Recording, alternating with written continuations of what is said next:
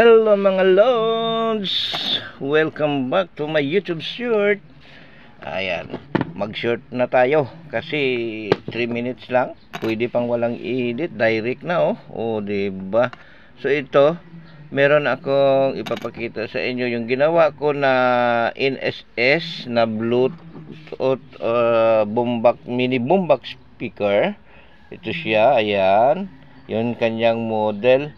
Ang ipapakita ko lang dito sa inyo kasi sinabi ko lang dito yung about sa BMS. Ngayon ang ipapakita ko sa inyo ito yung aking ginawa. At ito ay ang ating pinagkunan ay patapon na, itatapon na dahil ito ay factory defect nung aking ikabit ay hindi gumana.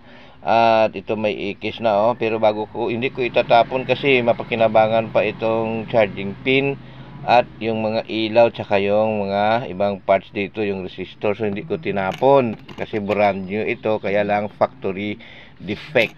Ngayon ang ipapakita ko sa inyo ito yung aking ginawa dahil sira yung kanyang IC. Ito kung makikita nyo, ito yung kanyang charging IC. Ayan, sira po yan, may leakage po yan, kinakain po yung battery pag naka-standby. Kahit hindi naka-power on ay kinakain po yung battery at naglulubat siya. At dahil may BMS, tinitirhan na po niya ng 3 or 2.7 to 3.2 volts yung natitira dito na voltahe, kaya hindi matotally drain, kaya protektado yung battery pag may BMS, di ba? So ang ginawa ko lang dito sa follow up natin, update, ay ito. Ginawa natin ng nilagyan ko na lang ng diode, reverse diode protection, para po ma-reduce yung pag-charge dito na hindi totally na 5 volts. Nabawasan po, nagiging 4.4 or 4.2 na lang or 4.4.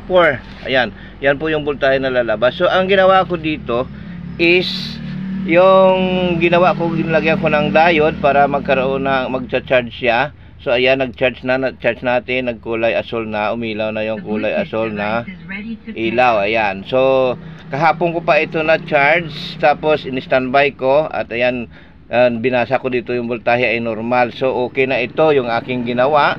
Ang isi-share ko na lang ito yung bago ko itapon, ito yung charging module ay hindi ko siya tinapon kasi yung ilaw na kulay pula na pag nilagay ang charger, iilaw siya. Ayan, diba? So kinuha ko yung ilaw dito na red light para ikabit dyan at nilagyan ko ng resistor na 1K. So maraming salamat. Yan po yung update natin.